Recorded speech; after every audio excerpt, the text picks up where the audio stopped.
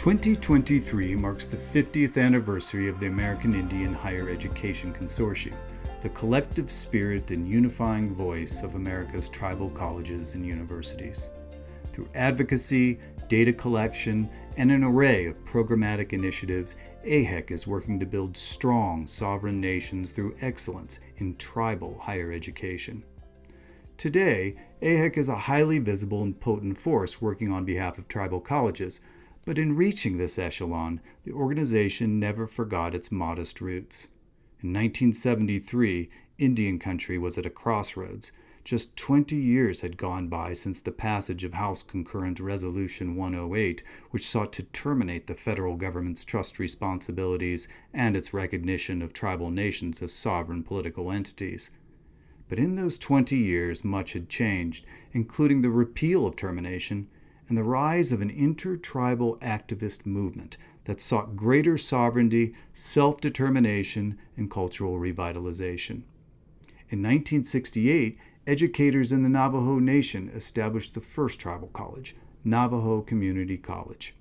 Shortly thereafter came Oglala Sioux Community College, Sinte Gleshka College, Turtle Mountain Community College, and Standing Rock Community College.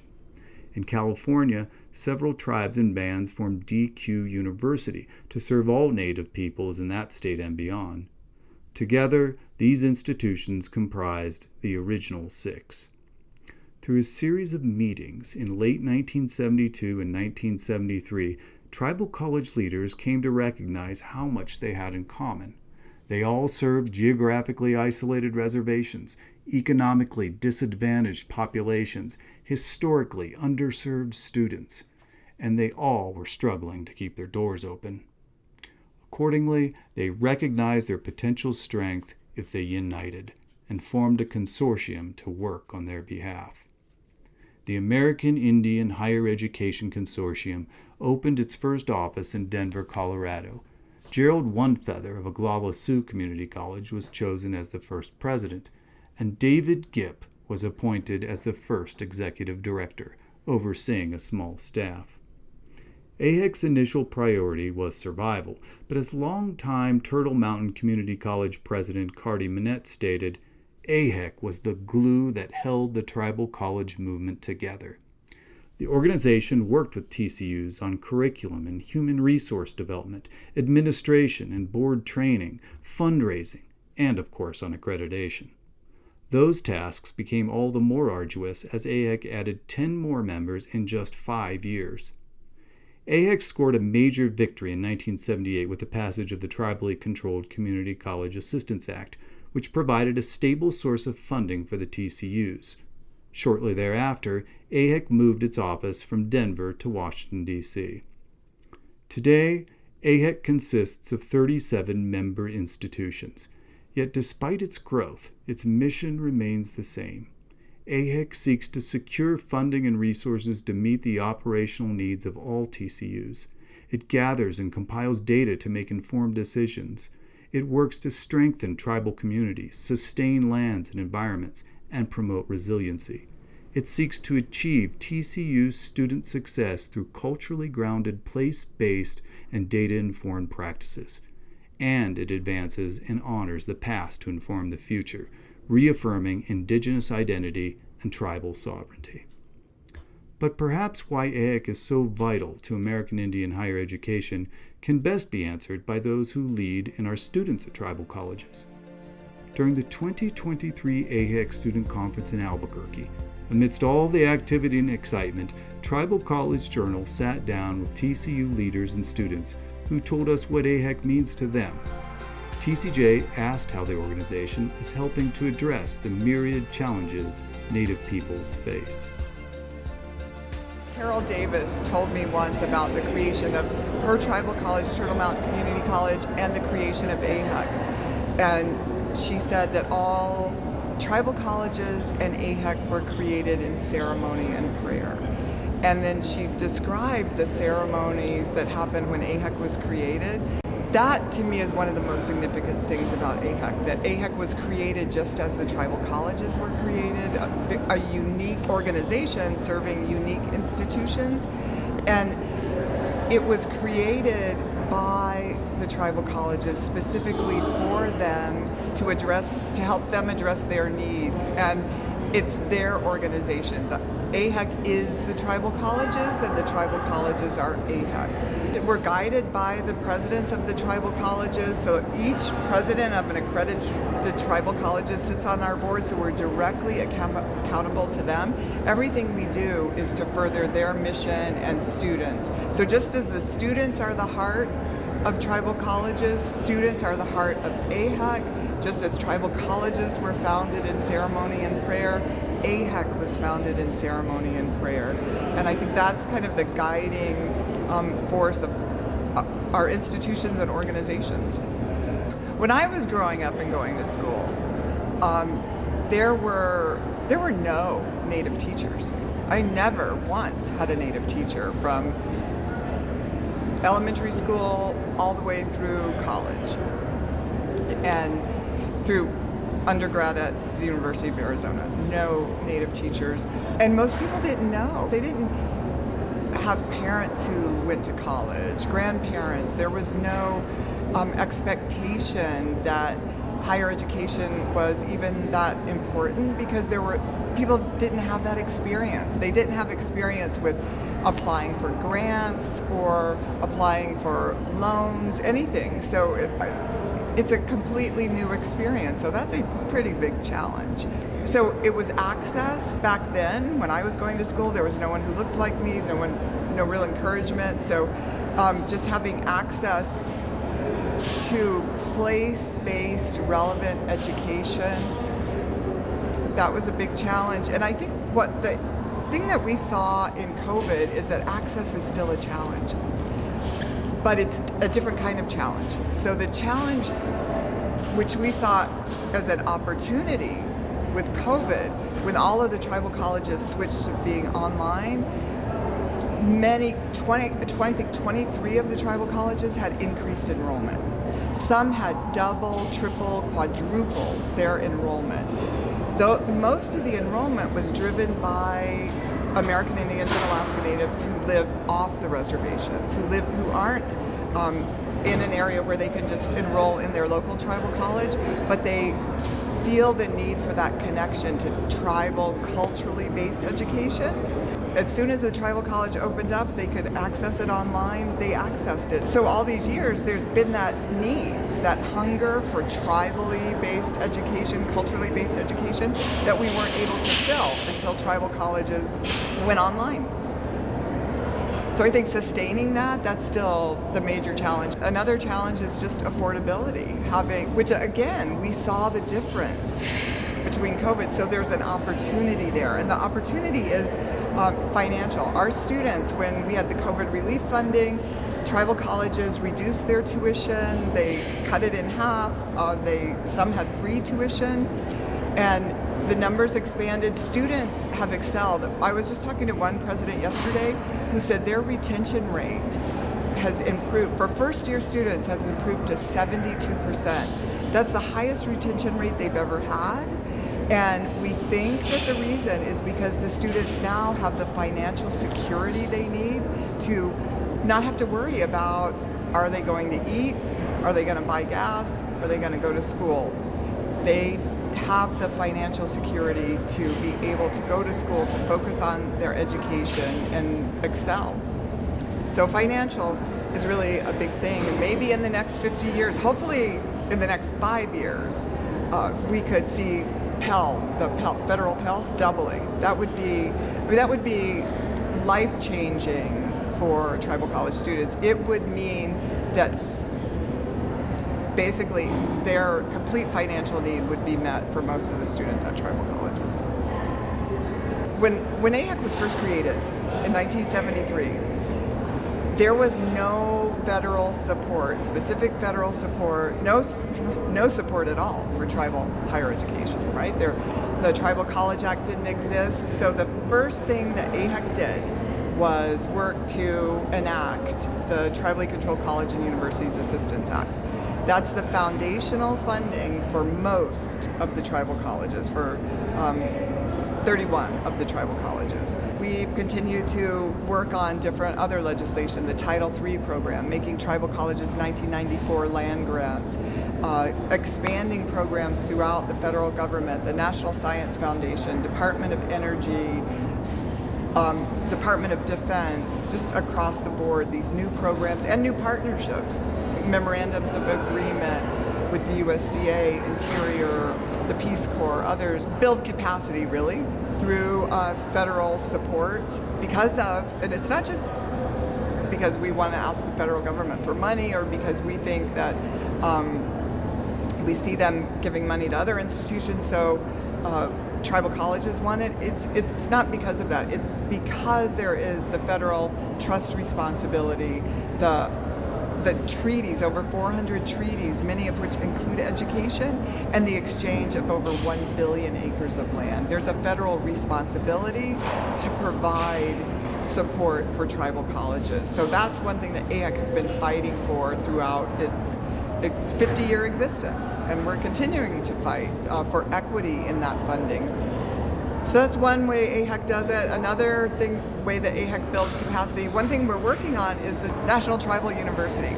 But I don't see that as one institution. It's not a bricks and mortar building. It's really the system of tribal colleges working together, making sure they have the technology, the cyber infrastructure they need to be able to offer higher education to any Native person who wants it, whether they live near the tribal college, in urban areas, around the world.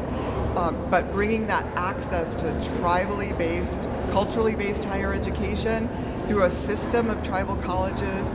The other way that AIHEC helps, I think, is by supporting identified needs. We have a strategic plan that the tribal college presidents have determined, and it's really focused on areas they identify as need, and so we seek private funding or work with the federal government to create new programs to address those needs, or seek funding to create the programs they need.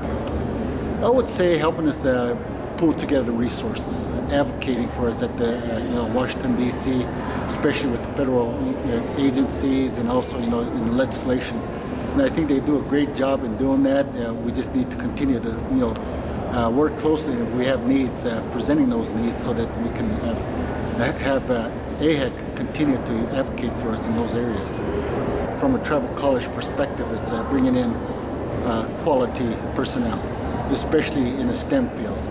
When you're located in a really rural area, you're trying to attract qualified personnel or faculty to come in and teach. And then especially when there's housing is limited or no housing in those areas. But also in resource funding, how can you compete against organizations that are paying much more salaries and trying to do that? And, what AIHEC provides also is helping us get more funding and resources in those areas so that we can be a little bit more attractive. But the challenge itself also is in location. Many of us don't have dormitories. There's a few that do, trying to attract the students that are maybe outside our immediate community. That's a bit of a challenge. AIHEC having these meetings, these conferences where we can network. I think for me that's the most valuable. We get to share stories and network and share best practice and borrow some of the ideas that others have. In that way, it gives us better ideas of what's happening in our educational community, knowing that somebody else may have already dealt with some issues that we have. Instead of going about doing additional research, hearing from somebody else really helps us take those next steps. And I would say the value of AIHEC, not only in advocacy, is pulling us together so that we can share those stories. AIHEC is an incredibly important organization that I don't think people realize how important it is on a couple of fronts. First, it is an incredibly unique organization because the presidents of the tribal colleges that were around in the beginning came together and said, we're not going to let this funding formula that they created divide and conquer us, because it very easily could have. Because the only way you could thrive would be to have the most enrollment, which meant other people would have less and struggle, and you could cannibalize them, or you could say, no, we're not going to do that. We're going to form together and be. You're not going to be able to break us apart, and what's good for one of us is good for all of us. And that does not happen anywhere. And it was unique in Indian country. And so it's 50 years old now, that organization. It's still strong. And our mission is to uplift all of us, all the tribal colleges, because all of us are important in our communities. And we only are stronger by raising each other. We don't get stronger by diminishing each other. And so that's the foundation, and that's what AIHEC has been able to do in its very early phase. But the other thing that it's done is it's really given us all a strong voice to lobby, if you will, or to advocate for our needs, and as a group. And as one, we'd have virtually no voice. But as 37, we're pretty powerful. You know, I don't like to talk a lot about our challenges in terms of the negative, because we're so much more than our barriers and our trauma. But what we face as obstacles is primarily around financial resources for our students. If there was anything that we learned through the pandemic, is that students who have adequate resources to take care of basic needs like tuition and books and food and rent and childcare can focus on being students, and they are so much more successful because they know that their basic needs are going to be met, which means they're not worrying about, can I feed my family till the end of the month? So that is probably the biggest challenge, and I think it's across the country. The other challenges are that we're all in very rural places, including on our reservation, although we are situated quite differently than many of the other tribal colleges. And our biggest challenge is the influx of people into our community that have created a spike in our rent, and the decrease of inventory for rent. So our students can't find affordable housing, our faculty can't find affordable housing. It's across the reservation. And it's new because we had the flight from COVID. People came to our area to be away from heavy populations, but they brought a lot of money and drove the costs way up.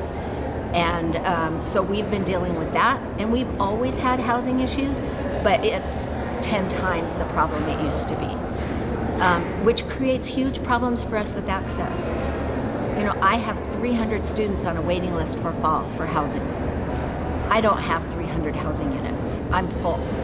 So we're working on how to meet some of their needs, but many of those students need to be on campus to do. You can't do virtual truck driving. So it's a huge issue, and it's around access. It's around resources. Our students that complete our program, we do pretty well at supporting them through. They all get employed and bring back to their communities and to our community.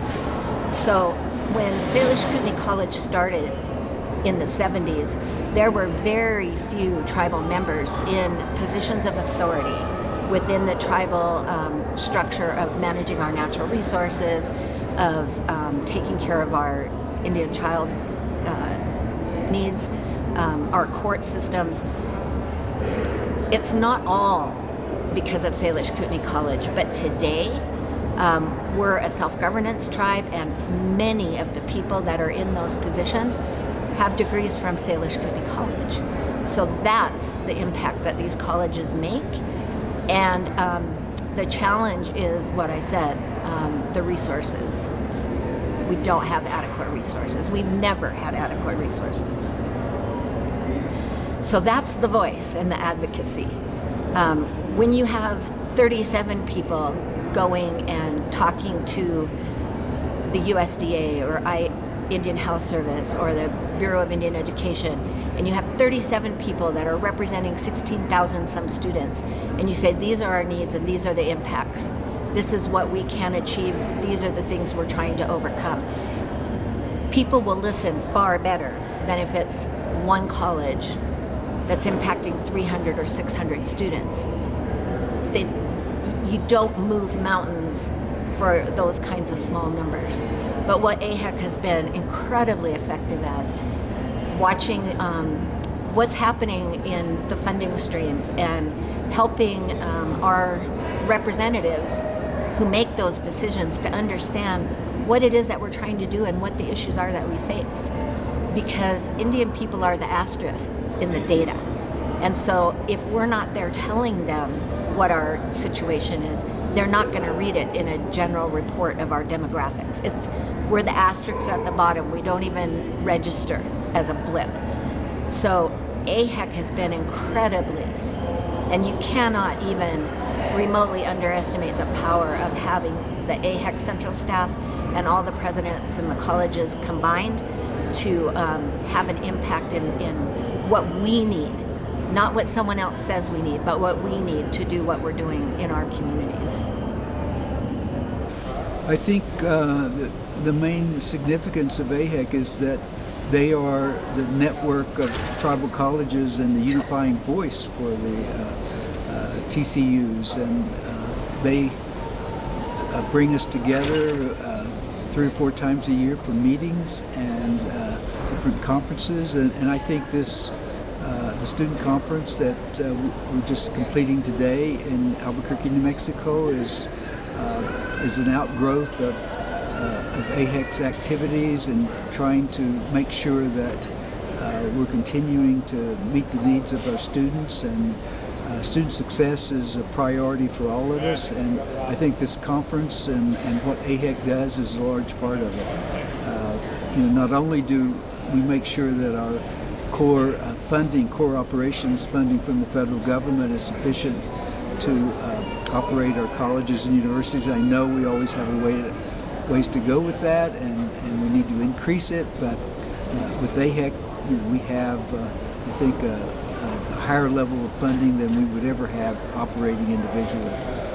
And so that makes a big difference. And then there's other programs to support student success that AIHEC has brought in additional resources to assist with, and so in the AIHEC Student Congress and bringing the student leadership of our colleges and universities together during this conference and others, the Life Leadership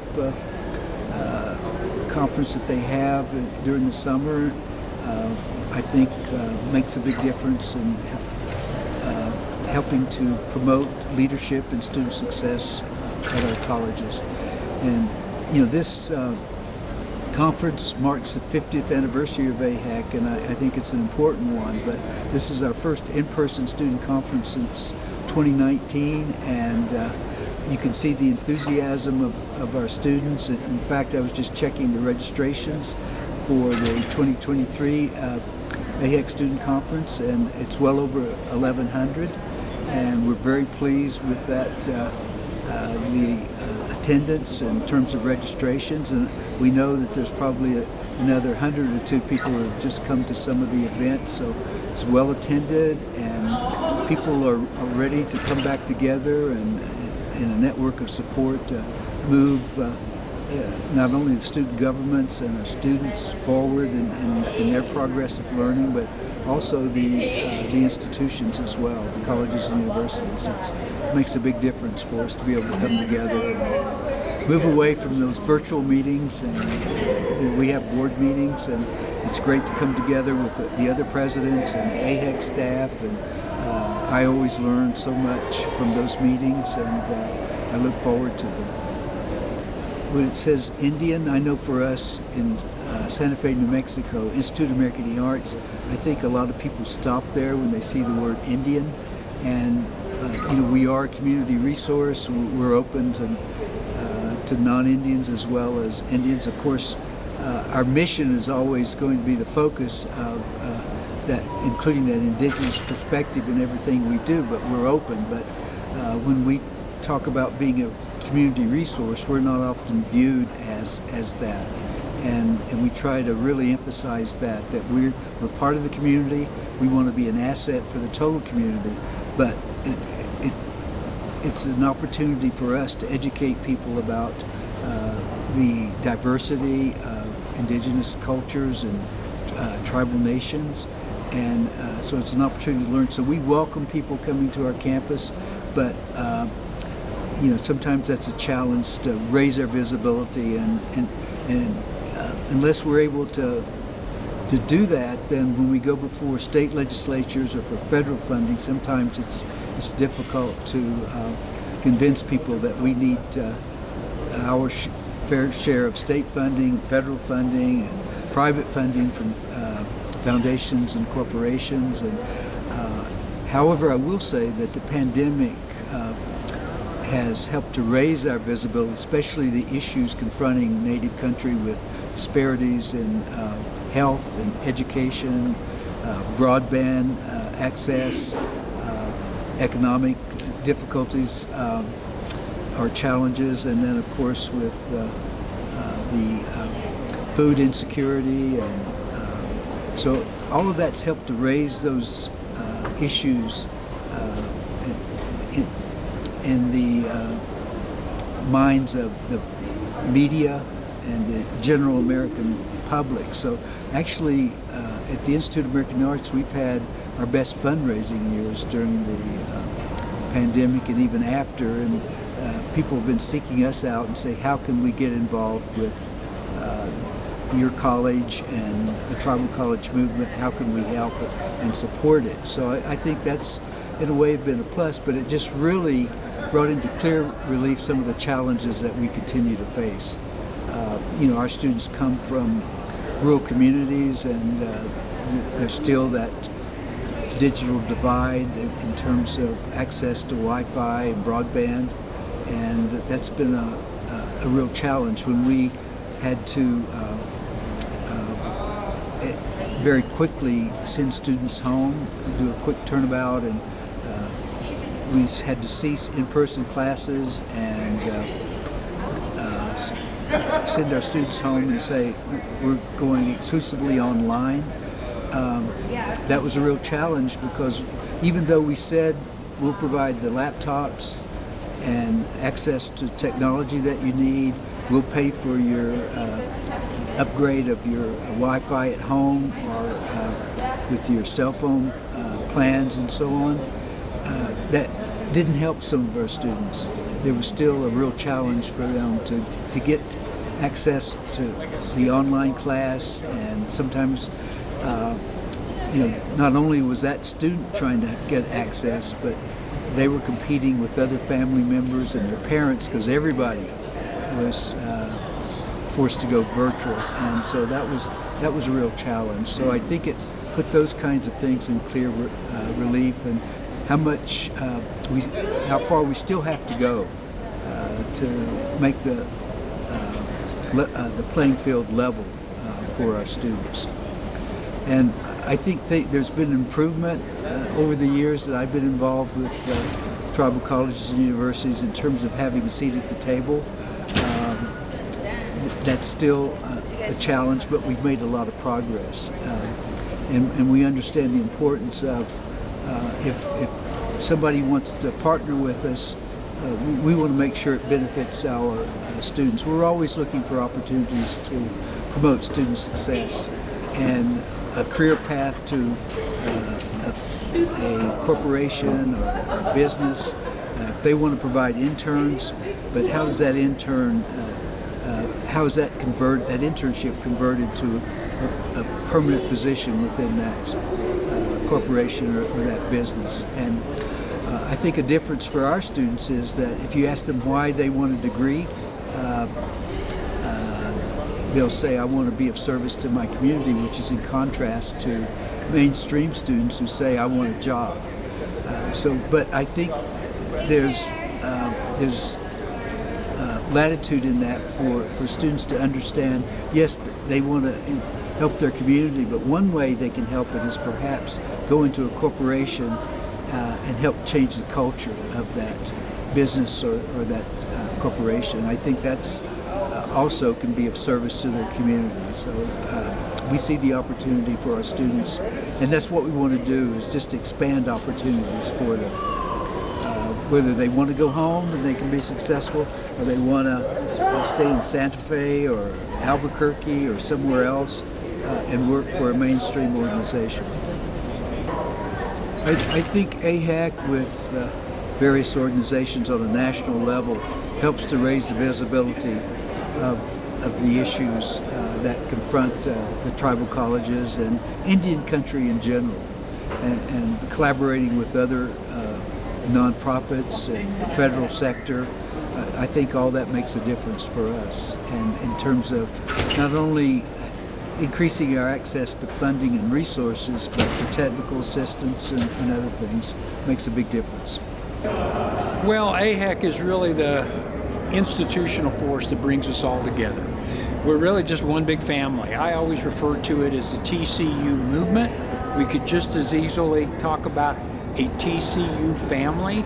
I believe that AIHEC serves as the kind of the institutional catalyst that brings us all together, that lets us know each of us is different, each of us is unique, but we all have that common vision, and that is that we want to make sure our indigenous, our tribal college students understand there are institutions that already know who they are, understand their culture, their values, and want to hold up and honor their own intellectual traditions. I don't think that happens in majority institutions.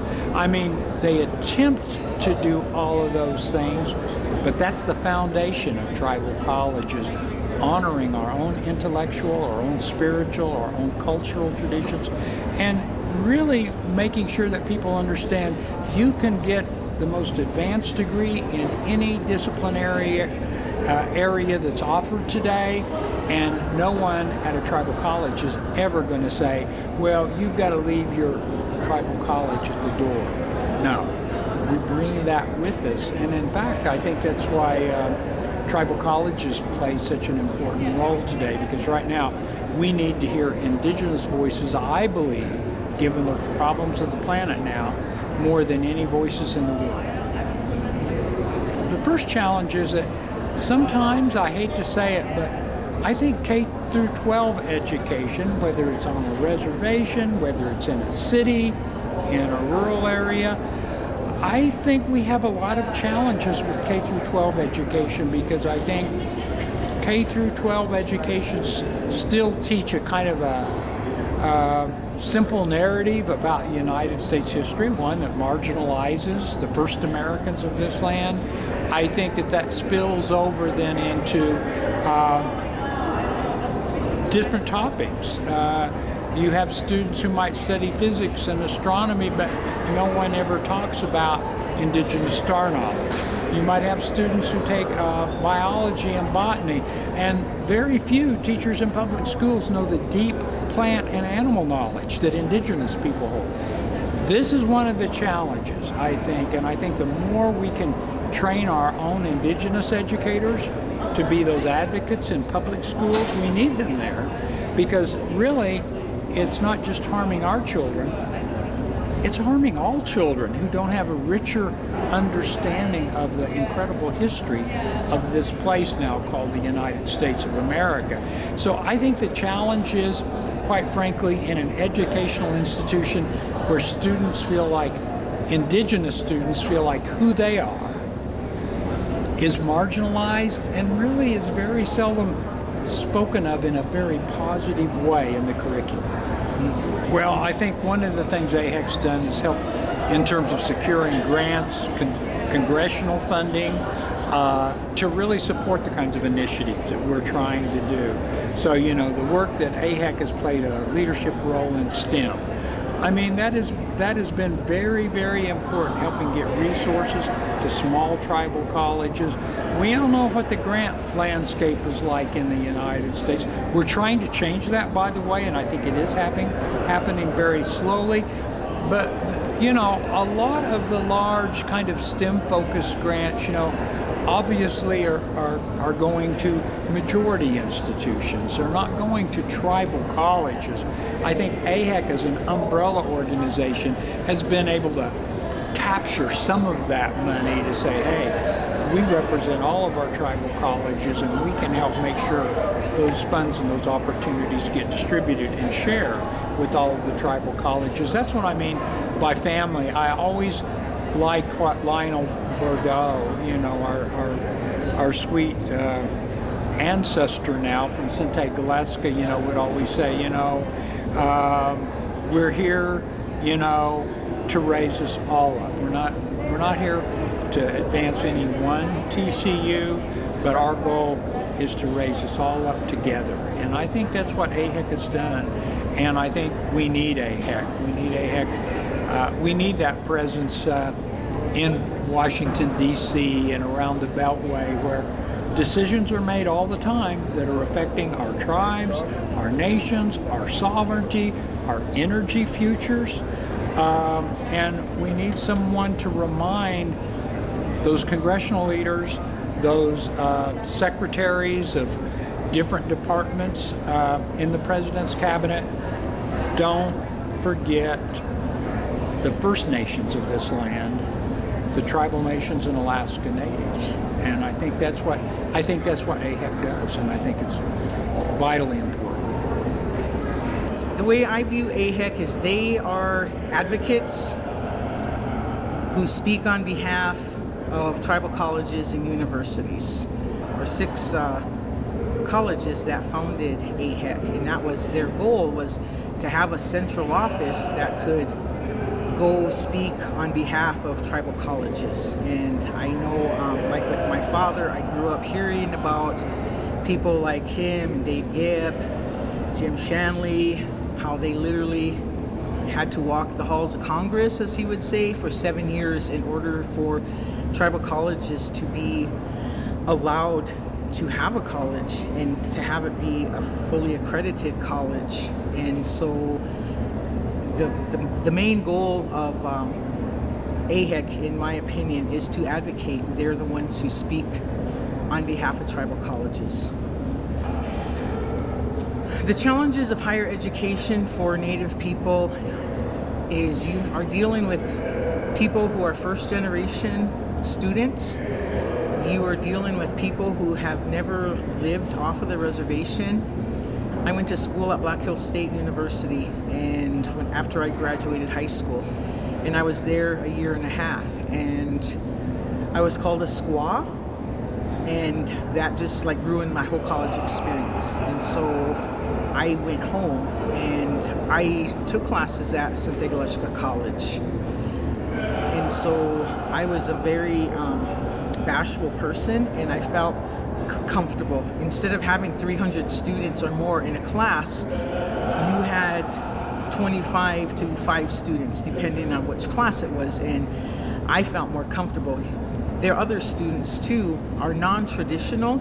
That means that they have jobs, they have families. They can't just uproot their families and go move to another college. And so having a tribal college on a reservation allows many more students the opportunity to get their degree. We also can work hand in hand with the high schools with dual enrollment, so there's like a transition, because what happens on our reservation, students will go to school, to state schools in South Dakota. That's the first time they're away from their home. They don't have their support system, and we end up getting them at the university anyway because of academic probation. And so having a tribal college is just an asset for people on reservations to attend schools that they're still able to connect with their families and still pursue a degree. That goes back to the advocacy. They're the ones that go to the halls of Congress now and speak on behalf of tribal colleges to get money, which we are still misrepresented when you can compare how much we get per head for the Native students compared to other minority serving institutions, historically black colleges. We get, the last I knew was like 8,200, and it was like 25,000 for a student going to Howard University. And so that's what AIHEC's goal is try to close that gap for Native students. AIHEC actually brings everybody together. I mean, just this past week, and I've been here, my first AIHEC was in 2014 when I was a part of the AIHEC student government.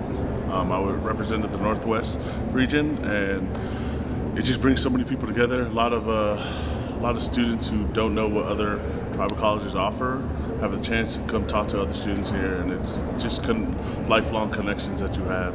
I think it's just access. A lot of the times where we're from, a lot of the times it's more of like having access to things that come to Barrow. You know, a lot of things that are here technology-based wise, it doesn't make itself up to Barrow, or it takes a longer period of time before it gets to Barrow. Also, like the internet for us is just beyond slow. But we're working on things. I mean, as time goes on, it fixes itself. And but access is number one thing, especially for the folks at Barrow. A lot of things here at AIHEC. Actually, a lot of the tribal colleges go through the same issues, but in a different capacity. But we try to kind of bounce off each other's ideas, see what works, what didn't work, and we try to make it, you know, just clear across the board. And we kind of work together to kind of, if something doesn't work, like, hey, I've dealt with that issue, like we can help you with that issue. So it's just more collaborating with each other, and AIHEC helps that out a lot. For me, I feel the importance in my role is to help promote the platform of how important it is to have higher education for Indian country and for our Native American Indigenous students, to uplift them, to have that faith and hope of having AIHEC is able to bring that unity to our people to have a successful future. Whatever it is we want to create or do within our lifetime is basically restoring, and also to highlight the importance of cultural preservation. So for me, the platform is higher education, cultural preservation. What I found, and within my own experience, is the fact that being a traditional person and a cultural person, leaving the reservation was difficult for me because I would have to leave my family behind. So attending a tribal college that's miles or states away from my community was difficult for me to adjust to. But of course, over time, I did adjust and adapt, and I found home within my tribal college in that place of community. And thankful to the staff and the faculty at AIHEC, they created a warm home environment for myself and my peers. And so now I feel very confident in going to tribal colleges. But I believe that the struggle is that first step of having that confidence to go out into the world on your own without your family for the first time. And I feel that affects a lot of our students. And I just want to say that it's okay. You know, we all go through it, and that's just part of being a Native American or an Indigenous student, is having those cultural connections and having to adjust. But overall, even if you try again later, that's fine too. There's nothing wrong with going home, and there's nothing wrong with pursuing college and pushing further.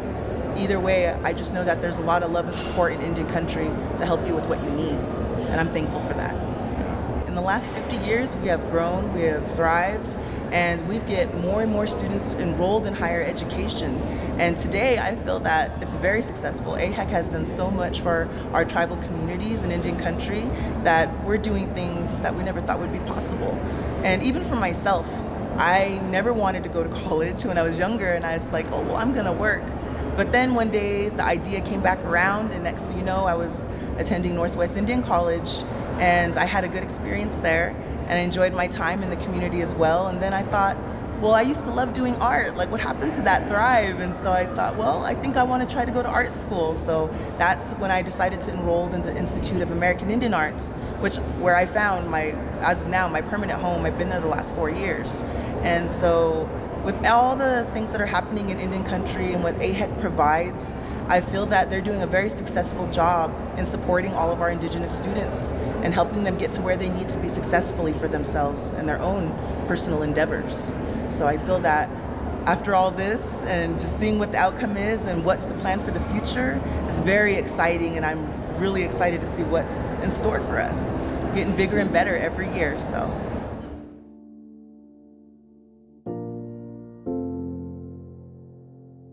With tribal colleges and universities all over North America, we asked TCU leaders and students what they saw as some of the shared indigenous values that shape AIHEC.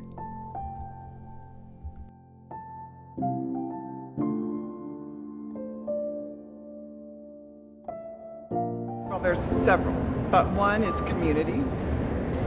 That's a value that all the tribal colleges share, but Native people in general. Sovereignty. AIHEC's vision is strong, sovereign tribal nations through excellence in tribal higher education.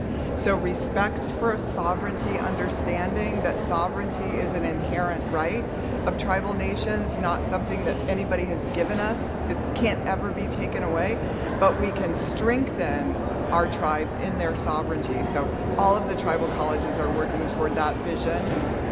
Personal gifts, really important that tribal colleges collectively will meet any student, every student they have, wherever that student is on the education spectrum. We say that everything the tribal colleges accomplish is one student at a time. That means they're focused on the individual uniqueness of every student. That's collective throughout all the tribal colleges.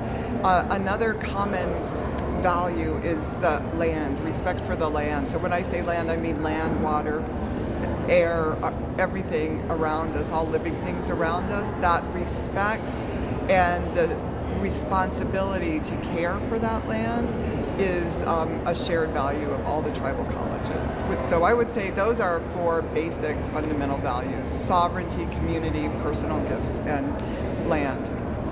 That our language, our culture, our traditions are important, that it's a part of our mission. And it's a constant reminder that even for this conference, living the prayers of our ancestors, I can't remember the exact words, it's those kinds of things, carrying on that vision, making sure that we remember who we are, but also understanding that we have to live in Western society and trying to maintain both quality education in those areas.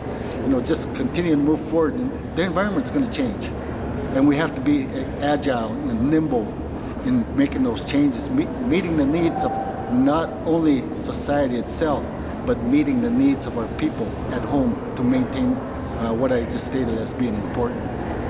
So all of us are deeply spiritual, and what that means is that we all hold each other in prayers. We all want to see each other do well. Some of our values are around the reciprocity. So as you've been gifted information or helped along, you want to help. It's your duty to turn around and help others to rise and to understand the process and help them however you can through mentoring. And we all do that, and I think we all have that shared value of reciprocity.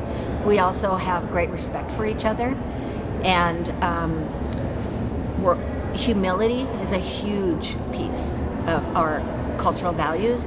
And so nobody is going to say, I know the way, I know it all, I know what you need to do.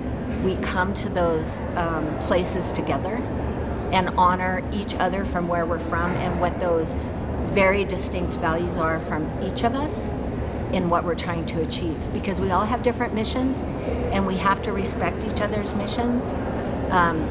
But we do it through spirituality and respect and reciprocity and humility and humor, where we like to tease. If you look at traditional leadership among various tribes, Indian communities, it's more about service to the community rather than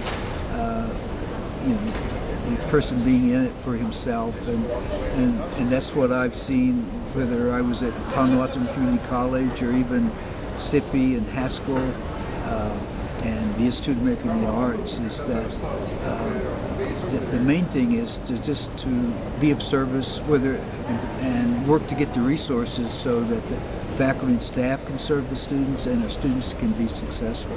Wherever I've been, and I visited probably most of the tribal colleges. There's still a few that I haven't visited. I think a big difference is commitment to the mission of the colleges, and you don't find that in mainstream universities. In fact, I imagine that you could go to most tribal colleges and universities, and even the students can recite the mission or the essence of that mission, and they understand it, and they're committed to it, they're passionate about it. Same thing with faculty and staff, and that really, I think, is a difference between the TCUs and mainstream institutions. And I know at most of the institutions that I've had experience with there's a sense of community and family. Just the privilege of serving 4 different tribal colleges and universities. Wherever I go and there's Indian people or indigenous people, they have positive things to say about their experience at their particular tribal college and university. Because I'm fortunate being at Haskell Indian Nations University, where we serve all nations.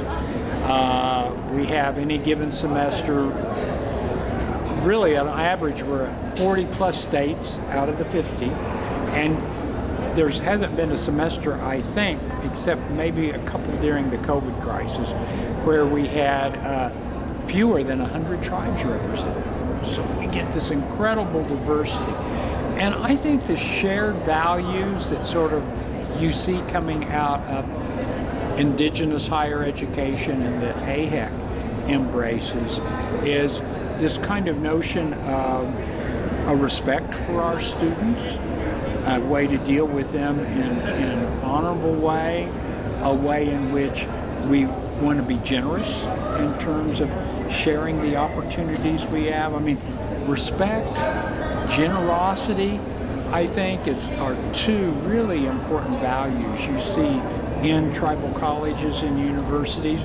And I think the other thing that I want to take my hat off to, we talk a lot about sovereignty. So sovereignty is one of those things. There isn't a tribal college in existence that doesn't embrace and affirm our tribal nation sovereignty. So we talk a lot about rights. But one of the things that I think we need to lift up is that in our native traditions, rights are always coupled with inalienable responsibilities to the life around you, to your human relatives, your plant relatives, your animal relatives. And I think that one of the things that AIHEC is doing a good job of is letting our students know that with rights comes responsibilities. With the kind of way we're going to conduct and lead our lives comes, we have to do so honorably. We have to do so respectfully. Sometimes maybe to a fault. We're sharing people. We tend to express generosity when we receive something. And I think those are all values that are desperately needed today. Respect, responsibility, and embracing of our nation's sovereignty and the rights that are associated with that. Humility is something I think that we try to embody too. And that's something worth emphasizing too. I think a lot of Native students sometimes get turned off when they go to majority institutions where, I hate to say it, but I think sometimes they sort of inculcate a culture of never admitting you don't know something. You got a PhD, you're supposed to have the answer. So never say you don't know. And I think that in tribal colleges and universities, we inculcate a kind of attitude about inquisitiveness, inquiry, but it's always grounded in humility. We tend to shy away from know-it-alls. And I think that's something that tribal colleges can really advance. We realize that no matter what degrees we got, sometimes our aunties and uncles, they still have a lot of wisdom, and we listen to them. We respect them. That's definitely where culture comes into. That's what I enjoy about the Native American community. It doesn't matter if you know specific reservations or cultures, people are the same. When you hear statistics, you don't hear Native American, you hear about the Black community or Latino. You don't really hear about the Native American community. We're small, but we're mighty. People talk about the historical trauma, and I liked like what the lady said this morning, how, move beyond that and use that to motivate yourself. Humor, that's what I enjoy about hanging out with other Native Americans. You could literally walk up to a stranger and you can just start joking around, and they, there's just like this shared humor. People understand, spirituality and how important land is, and living things. Growing up, my dad, if you were to grab a branch and just pull it off a tree, then we would get chewed out. It's like, what did that tree do to you? Why are you disrespecting that tree? So that's one thing that with Native community, you understand the living things. Everything has a spirit, and there's a connectiveness to each other with both the land and the people that you take care of that. Cooperation is probably one of the biggest values. Well, it's an Inupiat value that I've learned living in Barrow. It's cooperation, and we do a lot of that. Traditional learning. I brought some students who've never been, to AIHEC, and to see some of the things that they've seen. Just like, oh, we do that too, just a little bit different, or we do this too, which is a little bit different. And it's pretty unique to see how other tribal or colleges and tribal colleges do the same things we do in Barrow. And folks in Barrow thought like, oh, we only do this because it's over here, but no, it's actually across the board. Definitely, it would have to be the students themselves, because they come with a good heart. They're here to represent themselves, their families, their tribal communities, and of course their college.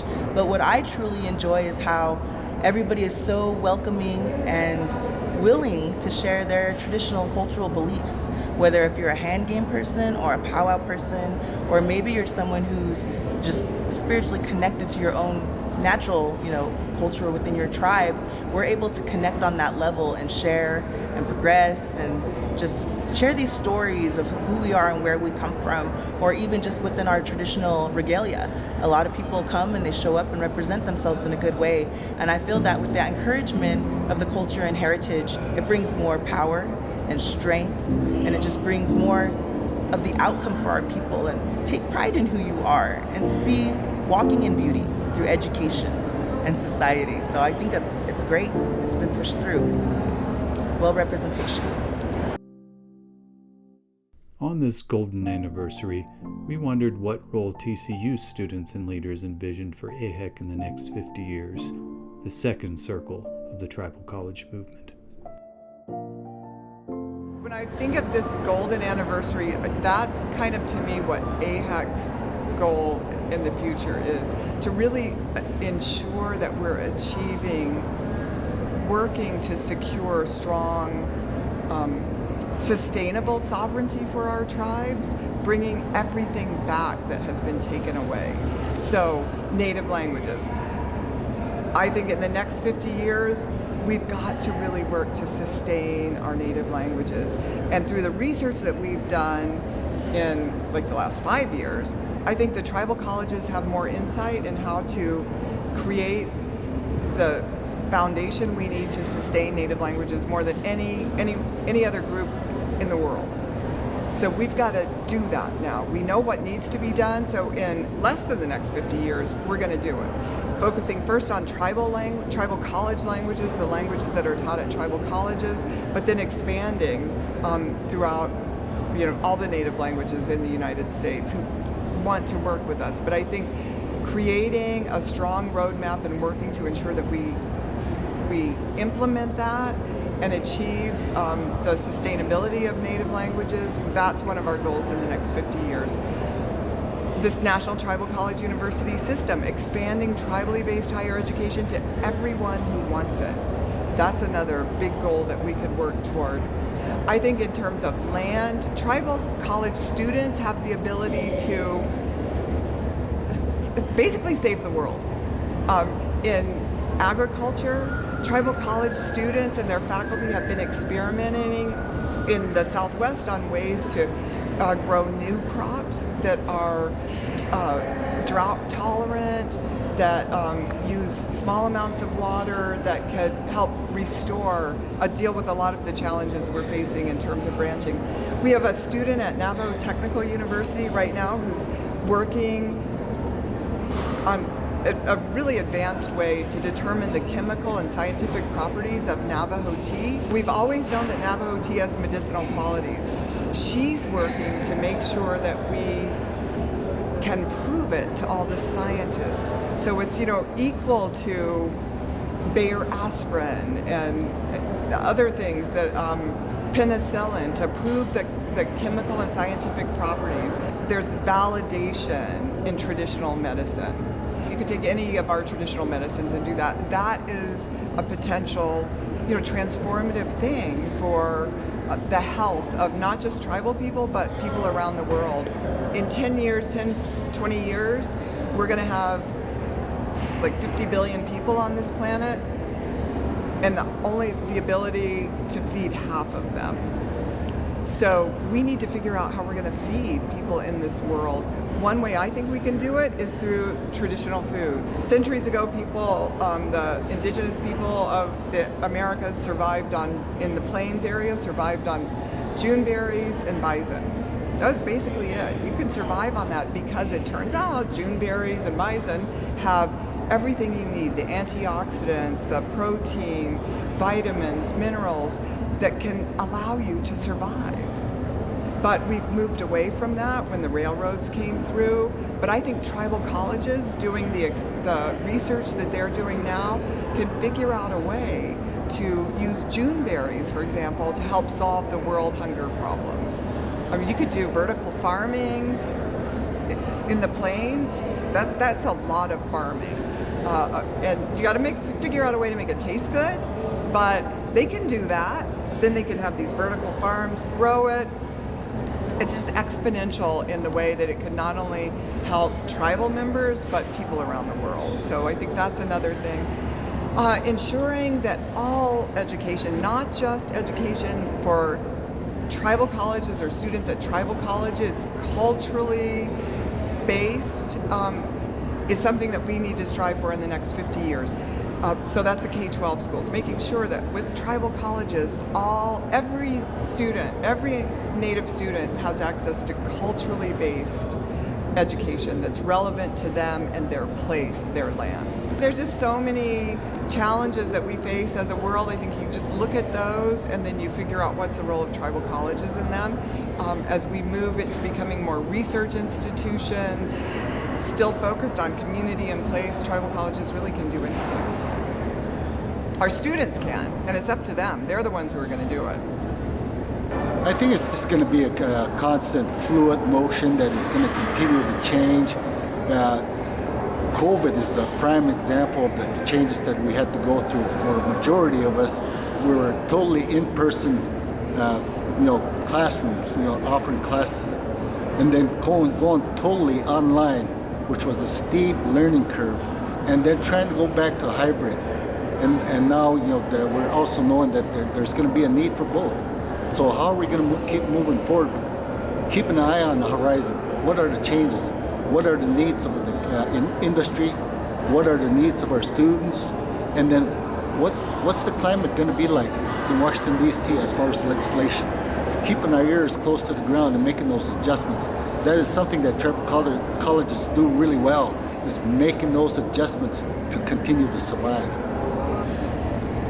It's kind of an exciting and scary time. The first circle, many of the presidents that were the founders are now retired or have passed on. We're fortunate. Dr. Joe McDonald, who was one of the founding presidents, was our founding president at Salish Kootenai College. He's going to have his 90th birthday the end of this month. And I'm fortunate because I can call him and go to lunch and ask him questions and get guidance from him, kind of like your grandpa mentor. But he won't always be here. And you look at the current tribal college presidents, and many of them are, some of them are at 20 plus years of service, and they're starting to talk about retirement. And then we have a lot of presidents that are very young. So for the first 50 years, and 50 years is a blink in the scheme of things. When you think about some of the other institutions in this nation, and they're 300 years old, 50 years is we're just getting our feet under us. And I'm excited at looking at the student leaders that we're creating and at the young presidents coming up and the visions and the ideas that they have around sovereignty and food sovereignty and empowerment as a collaborative to decolonize things that we do, although decolonize is one of those things where everybody's trying to figure out what that exactly means. But I think in the next 50 years, we're going to see this next generation of leaders really look at the future in terms of how Indian communities work together. And it won't just all be about survival. It's going to be about developing ideas and development that we don't even know is on the horizon yet. I listen to these young students. They're all young now because I'm of a certain age. And the ideas that they're sharing and the work that they're talking about with alternative energy and sustainable practices and economic development for our communities. And I am just inspired by them. And I cannot even guess where they're going to take the tribal colleges and the AIHEC movement in the next 50 years. But I know they all understand the power of unity, and you hear that a lot with them. It's unity. So I'm very hopeful. I wish I could say, oh, I see AIHEC's going to do these things. But I know there's things I can't even envision that this next generation of leaders is going to take us forward with. And I'm kind of excited to watch it.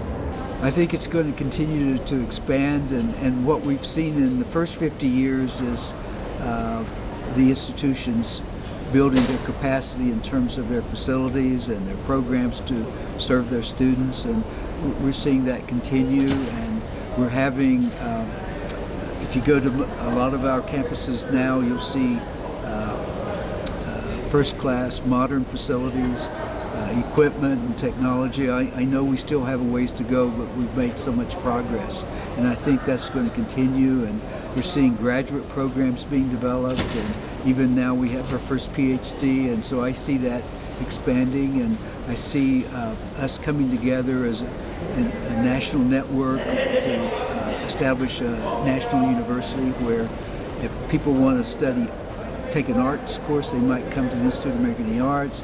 Technology, go to Navajo Tech, and kind of a fluid experience for our students to be able to not just go to one of the tribal colleges and universities, but making it easier for them to go to a number of them. And especially with technology and online, that's certainly feasible in I think a relatively short period of time in this next 50 years that we're looking at. What I kind of think AIHEC needs to pay attention to is I think we really need to start making sure we're collecting all of those stories, those success stories of our students. Because I said earlier, I think Indigenous voices are the most important voices to be heard this century, given the host of crises we're facing on the planet, democratic crises, a global crises, land, air, water, biological diversity crises, health crisis. You start looking around and you go like, gee, what Western-shaped institution isn't undergoing a crisis right now? I think AIHEC is going to play a tremendous role in advancing those thought leaders. I would think it might be possible that we will have an AIHEC educated President of the United States. I think we need an indigenous president of the United States. When that happens, we will know that people are beginning to really honor and respect the wisdom, the knowledge, the power of indigenous tribal tradition. So that's aspirational, but that's what I'm going to say. I think in the next 50 years, we'll have a tribal college and university educated president of the United States. Our founding fathers have set in place our marching orders. We know what we need to do to move forward. And like at St. Aglash University, we offer master's programs in our human services and our education field. And so one of my dad's visions too was to work towards getting a medical degree, a law degree. And so these are the things that we have set in place for us to move forward, because when you look at, and I can only speak to St. Aglash University, we started in one abandoned building in Rosebud, and now we have 2 campuses, and we're continuously growing, as are other tribal colleges. And so we are going to keep moving forward.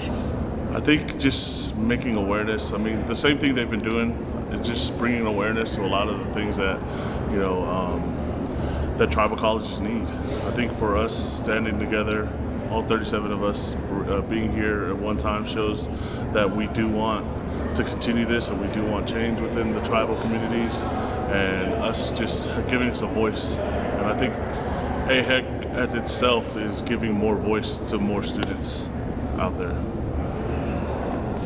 I feel that, I also believe that a lot of our Native students will be so successful that AIHEC will be thriving for many years to come.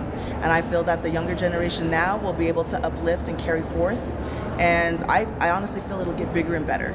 And we have new projects in the works, and I feel that it's going to benefit Indian country to the fullest, whether they're new facilities, new tribal colleges, or even some of the colleges that will be adapting into universities. I believe the sky's the limit, and our people are working really hard to push for the importance of our education for our students. And I think that's really important, but also very great.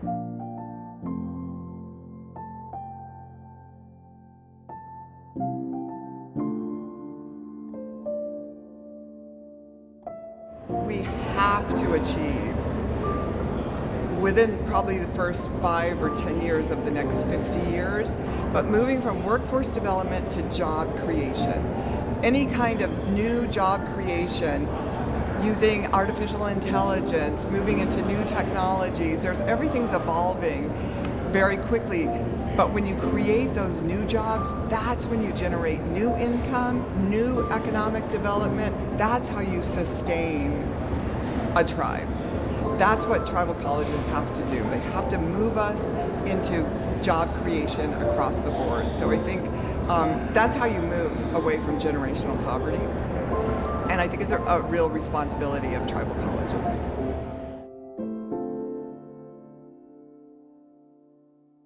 But also, I think we need to broaden the horizon, that some of the things that we do well, something that comes naturally, whether it's with the environment, water, land, atmosphere.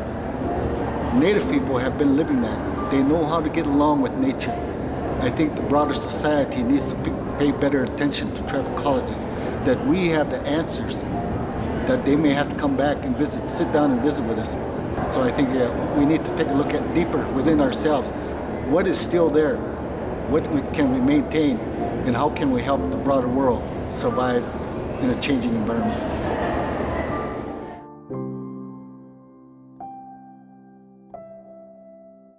We're always looking for partners. We're looking for allies.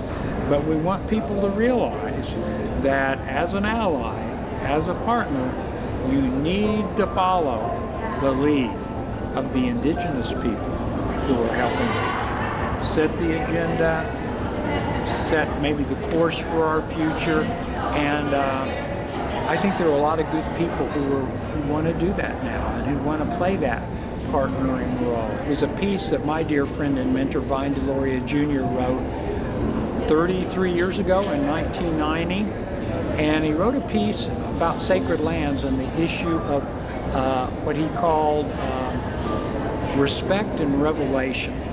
In it, he was talking about the difference between a respectful attitude towards the natural world, and an attitude that comes from revelation, from a gift, from a divine inspiration.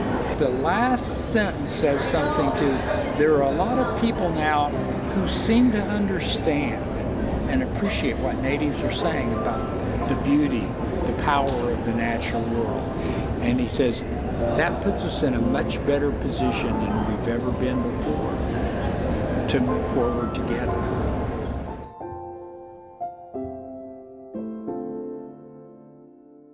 We're like a family, and we're all in this fight together, and we're fighting to improve our communities, and that's what the work for tribal colleges is trying to do, is improve the lives of our families, our students, our communities.